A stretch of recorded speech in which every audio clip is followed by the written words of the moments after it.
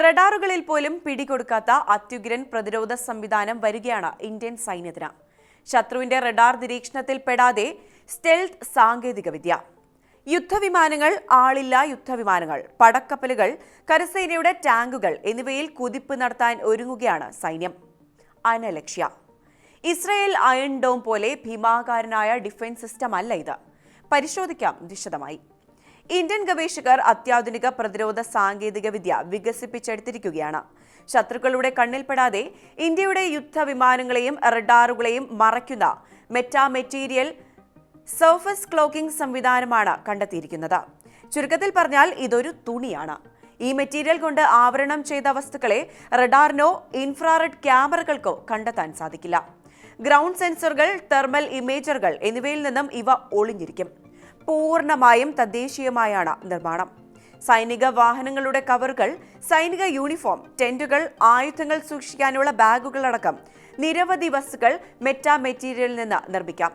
IIT കാൺപൂരിലെ ഒരു സംഘം ഗവേഷകരാണ് ഇന്ത്യൻ പ്രതിരോധ മേഖലയ്ക്ക് മുതൽക്കൂട്ടായ സാങ്കേതിക വിദ്യയ്ക്ക് പിന്നിൽ പ്രവർത്തിച്ചിരിക്കുന്നത്.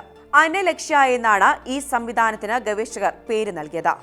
റഡാർ കേന്ദ്രങ്ങളിൽ നിന്ന് പുറപ്പെടുന്ന സിഗ്നലുകളെ ആഗിരണം ചെയ്യുന്ന പ്രത്യേകതരം പദാർത്ഥമാണ് കാൺപൂർ IITയിലെ ഗവേഷകർ ഇപ്പോൾ വികസിപ്പിച്ചത്. ഇക്കാരണത്താൽ തന്നെ യുദ്ധവിമാനങ്ങളെ ശത്രുക്കൾക്ക് റഡാറിലൂടെ തിരിച്ചറിയാൻ സാധിക്കില്ല. 2019 മുതൽ 2024 വരെ പരീക്ഷണശാലയിലും തുറസായ സ്ഥലത്തും നടത്തിയ വിവിധ പരീക്ഷണങ്ങൾക്ക് ശേഷമാണ് കണ്ടുപിടുത്തം വിജയകരമാണ് എന്ന് തിരിച്ചറിഞ്ഞിരിക്കുന്നത്. കാൺപൂർ IITയുടെ സാങ്കേതികവിദ്യ ഉപയോഗിച്ച് നിർമ്മിച്ച സ്റ്റെൽത്ത് സാങ്കേതികവിദ്യയായ അനലക്ഷ്യ ഉടൻ സൈന്യത്തിന്റെ ഭാഗമാകും. ഇന്ത്യ തദ്ദേശീയമായി വികസിപ്പിക്കാൻ ഉദ്ദേശിക്കുന്ന അഡ്വാൻസ്ഡ് മീഡിയം കോമ്പാക്ട് എയർക്രാഫ്റ്റിൽ ഈ സാങ്കേതികവിദ്യ അതിനിർണായകം തന്നെയാണ്. ശത്രുവിന്റെ റഡാർ നിരീക്ഷണത്തിൽപ്പെടാതെ ആക്രമണം നടത്താനുള്ള സ്റ്റെൽത്ത് സാങ്കേതികവിദ്യ ചുരുക്കം ചില രാജ്യങ്ങൾക്ക് മാത്രമാണ് ഇപ്പോൾ സ്വന്തമായുള്ളത്. ഇതിലേക്കാണ് ഇന്ത്യ നിർണായക ചുവടുവയ്പ് നടത്തിയിരിക്കുന്നത്. രാജ്യത്തിന്റെ ആഭ്യന്തര സുരക്ഷയ്ക്കും അതിർത്തി കടന്നുള്ള ആക്രമണം നടത്തുന്ന ശത്രുക്കൾക്ക് ശക്തമായ തിരിച്ചടി നൽകാനും ഈ വിദ്യ സഹായകരമാകും. അനലക്ഷ്യയുടെ 90% തദ്ദേശീയമായി കണ്ടെത്തിയവയാണ്.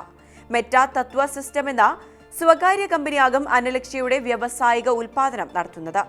ഇതിനായി കരാർ പ്രകാരം സാങ്കേതിക വിദ്യ കൈമാറിയിട്ടുണ്ട്.